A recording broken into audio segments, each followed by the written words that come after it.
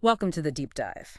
Today, we're taking a plunge into a really fascinating and sometimes pretty unsettling look at American politics and culture. We're basing this on Matt Taibbi's insightful 2009 book, The Great Derangement. That's right. And our mission for this deep dive really is to pull out the most important nuggets from Taibbi's own experiences and, his research.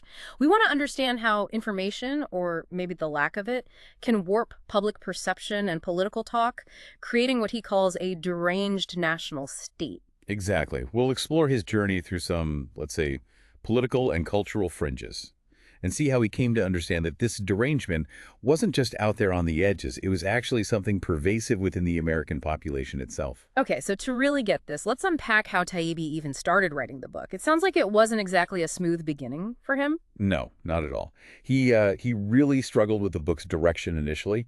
He apparently rejected an idea for a rogues gallery of villains. He worried he'd just become, quote, a lefty hatchet man. Then he tried an essay on this idea of a fake left-right conflict, something he called the think-a-fancy.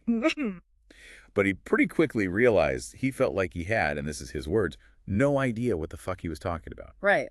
So just kind of flailing a bit at the start. Yeah, but what's fascinating here is that these early failures, these things he admitted weren't working, actually led him to a much deeper truth. So how did he shift from that confusion to something more solid? Well, he decided to cover Congress for a year, just immerse himself there, and that's where he got this really shocking reality check. Okay, what did he find? He found that the American government often operates as, well, a closed loop. A closed loop. Yeah, more like an oligarchy of commercial interests than the transparent democracy many people probably imagine. He describes how almost all of the important decisions could be made behind closed doors by a few key players.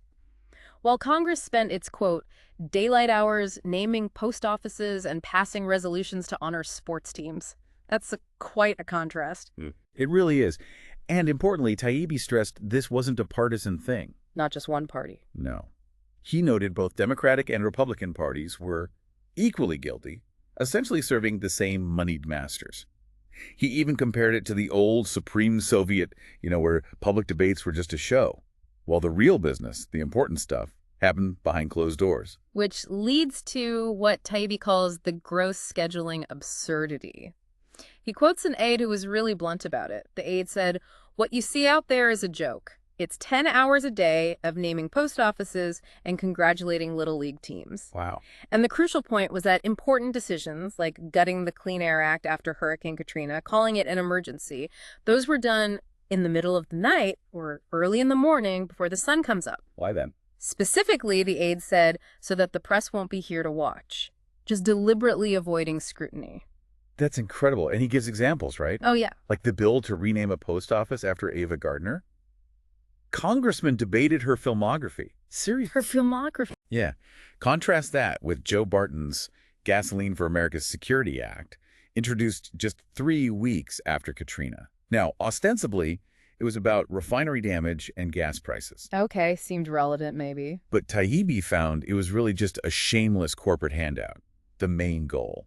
Repealing the news source review part of the Clean Air Act. Which is a key piece for regulating pollution from new or modified industrial sites. Exactly. And Taibbi points out the irony here, too. He notes oil companies had actually deliberately reduced the number of refineries over decades to keep prices high. So the idea of needing subsidies for new refineries was, well, kind of absurd. Right.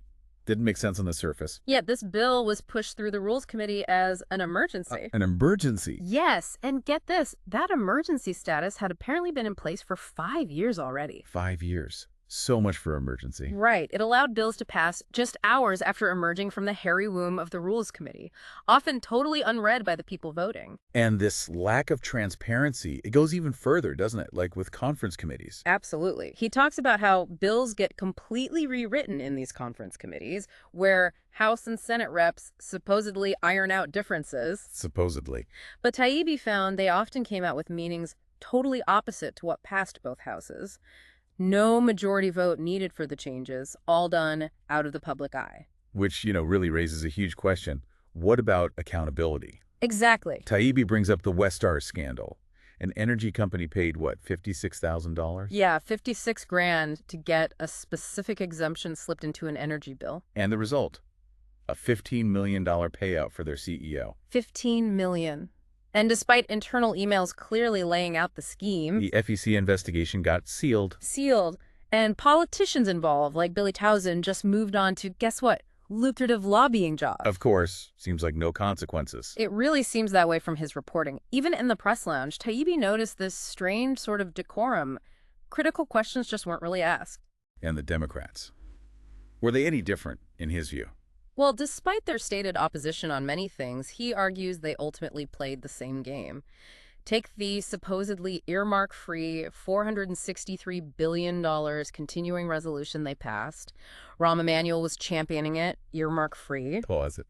Taibbi found $500 million in earmarks hidden in there, including what he controversially called a long-standing gender piss fest of cancer research earmarks. Wow. Okay, so the rhetoric didn't match reality. Not according to Taibbi. What about the Iraq war funding? That was a big fight. It was, and Democrats tied funding to a withdrawal timeline, but Taibbi argues they knew President Bush would veto it. So it was performative. He called it complete and total bullshit, just a laborious piece of buck passing. Allowing them to, what, look like they were taking a stand. Exactly, to govern entirely on the appearance of principle while changing absolutely nothing. He even points out an earmark for FA-18 fighters, right, to replace combat losses. Yeah, 3 planes supposedly shot down over Iraq. Despite the fact that insurgents didn't really have significant anti-aircraft capabilities.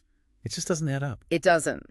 So after seeing all this legislative theater, all these backroom deals, what was Taibbi's big takeaway about American politics? Well, he concluded that the dominant feature, the thing that really defined the system, was the unchanging nature of the political consensus. Unchanging.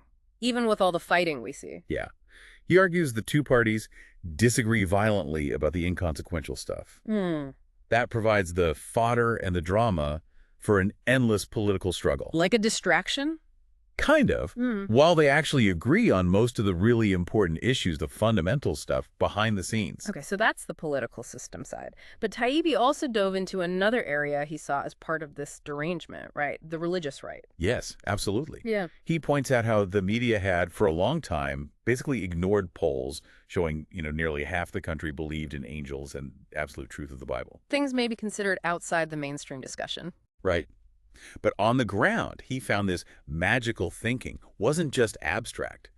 The religious right, in his experience, was seeing satanic influences and signs of the upcoming apocalypse everywhere. And this connected to real-world distrust, too. Definitely. Polling showed widespread distrust in the government's official 9/11 story. Nearly half of New Yorkers believed the government knew beforehand and purposely failed to act. That's a staggering number. It is. And for many people Taibbi encountered, elections became less about policy choices and more a forum for organizing the hatreds of the population, people voting out of loathing against enemies and against the system. So Taibbi didn't just observe from afar. He actually went undercover, didn't he? Oh, yeah. He immersed himself in this sleepaway Christian fellowship in Texas, an encounter weekend. What was that like for him? He describes trying to blend in, adopting this sort of sheepish, ashamed to have a penis look, as he put it, and making up fake confessions. One involved his father chasing him drunk in a Fudgy the Whale costume. Fudgy the Whale. Okay. Just trying to fit the mold, I guess. But then it got more serious.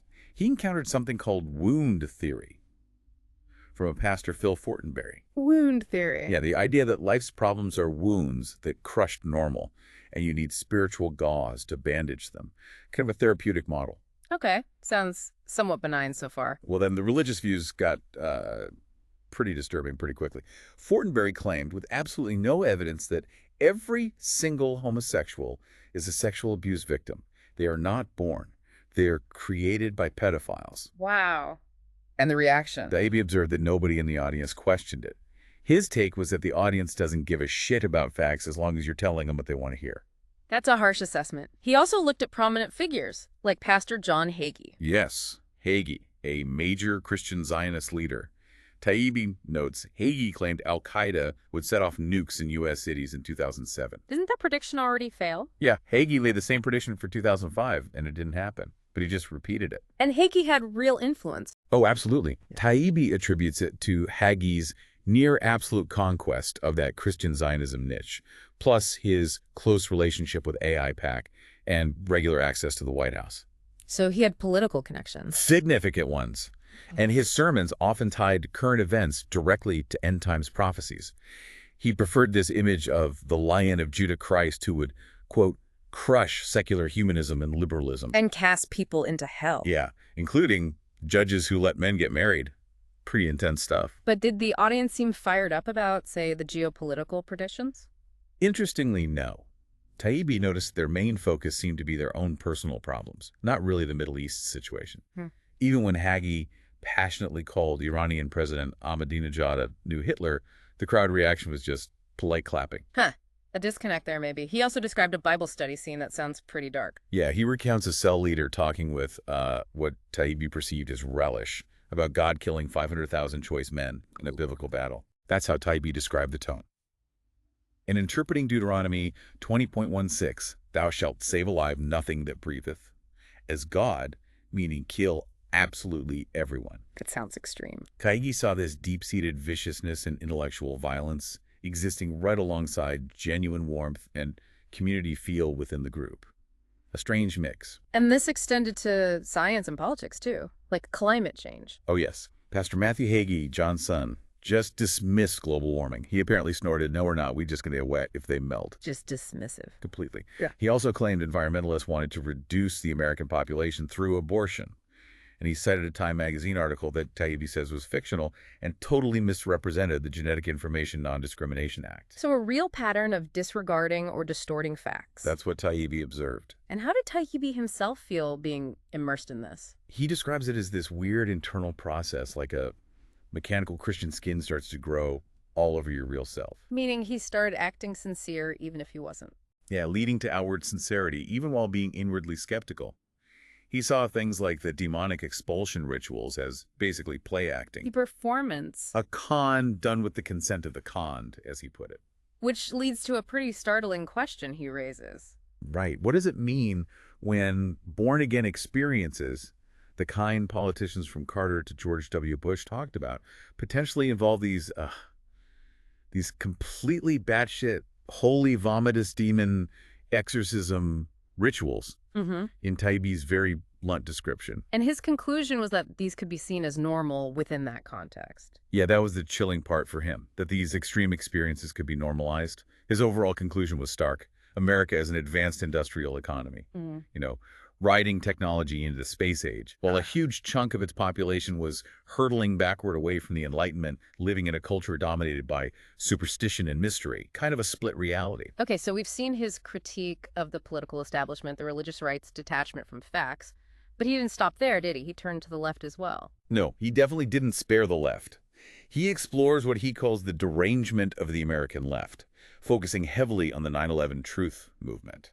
How did he define a truther for his analysis? Basically, as someone who believes the U.S. government was somehow complicit in 9/11, often pointing fingers at neoconservatives like Bush, Cheney, Wolfowitz. And a key piece of evidence they often cited was that PNAC document, right? Rebuilding America's defenses. Exactly. Specifically, that one line about needing a catastrophic and catalyzing event like a new Pearl Harbor to justify wars in the Middle East. Sounds damning on the surface. It does. But Taibbi actually read the document closely, and he concluded it was mostly a drab and conventional conservative policy paper.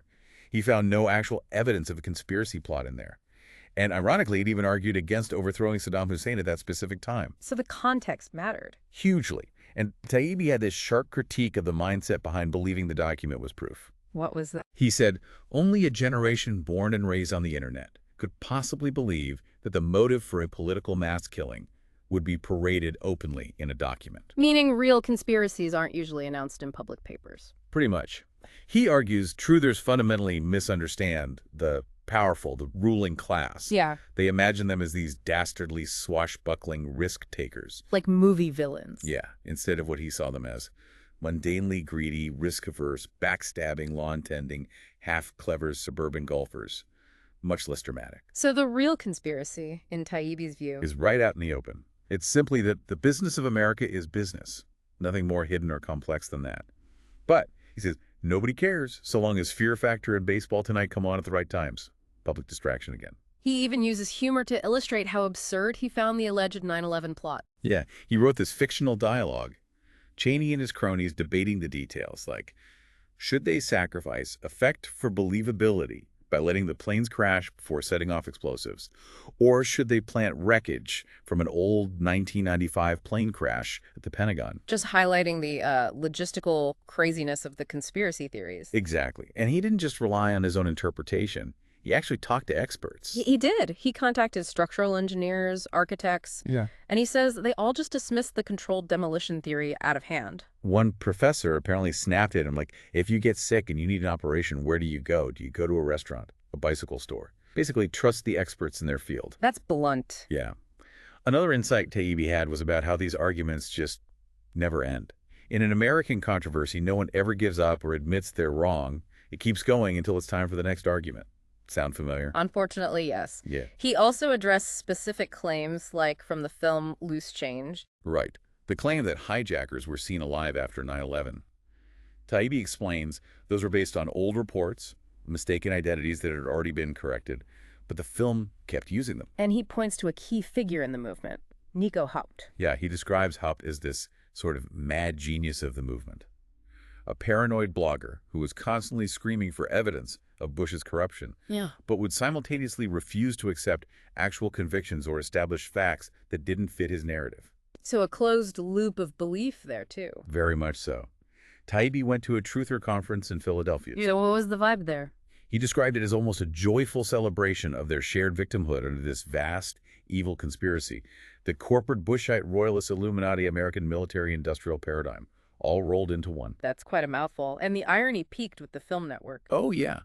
They showed a clip from Network, which was originally a dark satire criticizing media manipulation, but they presented it as unvarnished, earnest reality to prove media deceit. Wow, completely missing the original point. Totally. And this led Taibbi to a fundamental problem he saw with the movement. Which was? That it wasn't really grassroots. It was something that a group of people constructed by assembling bits and pieces plucked surgically from the mass media landscape. So using the very media they claim to reject. Exactly. Deducing their theories from the sources they told followers not to trust. It echoed, for him, the same kind of disengagement from facts he saw on the religious right, just a different flavor.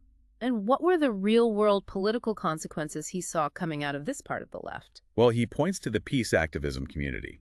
Figures like Brad Woodhouse, who had actually supported the Bush war effort earlier, ended up kind of excusing Democrats when they continued funding the war.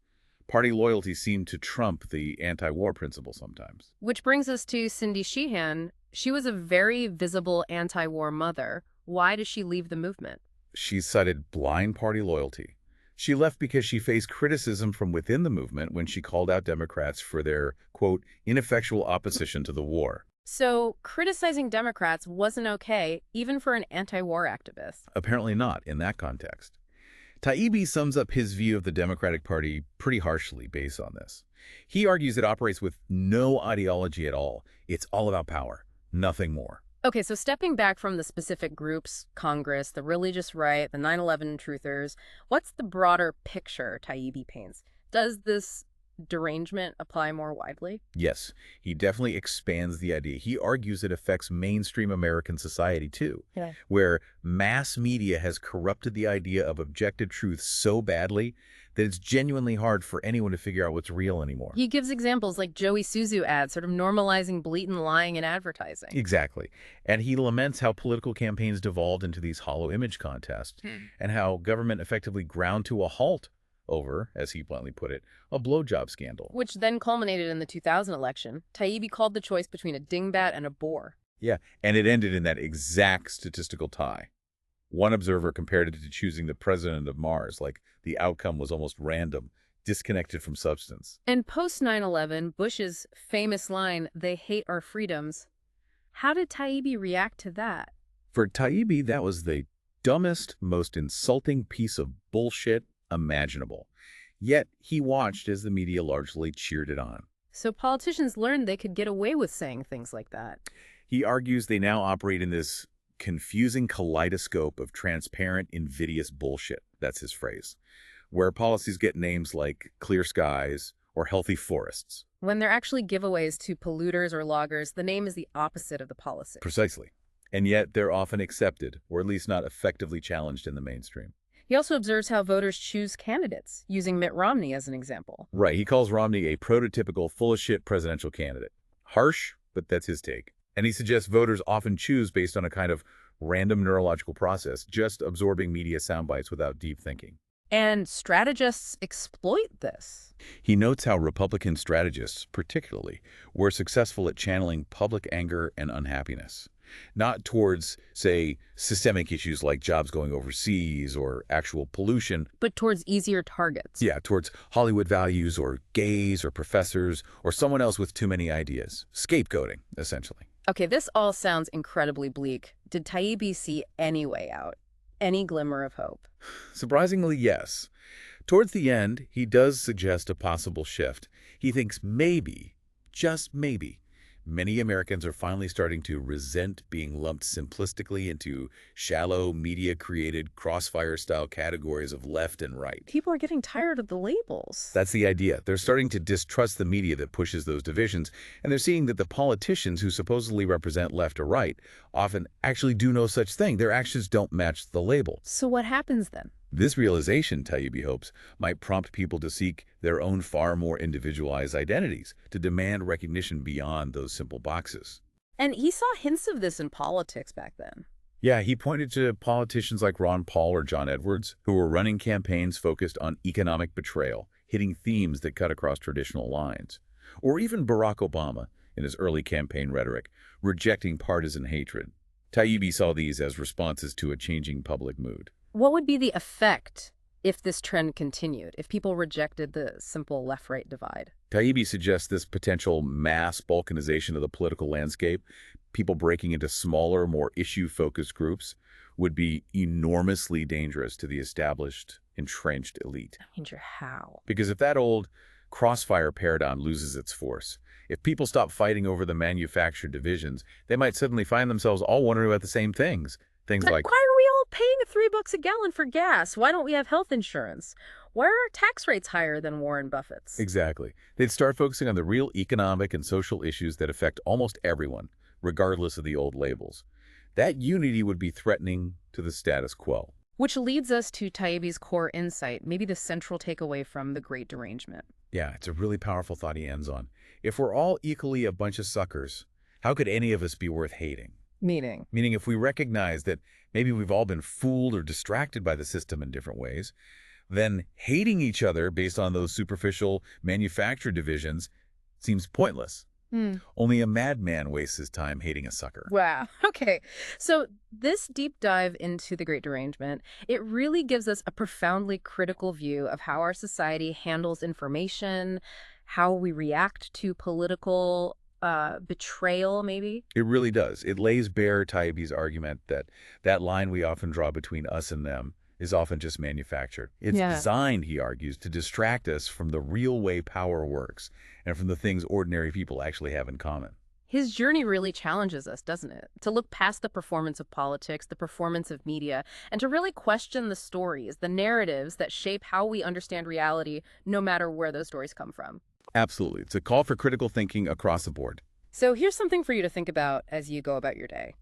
If recognizing our shared experience as, in Taibbi's provocative word, suckers, if that could actually dissolve some of the manufactured hate and the shallow divisions, what kind of collective action, what kind of common ground might emerge if we really connected with that understanding? Maybe the way back to a clearer reality isn't about finding new enemies to blame.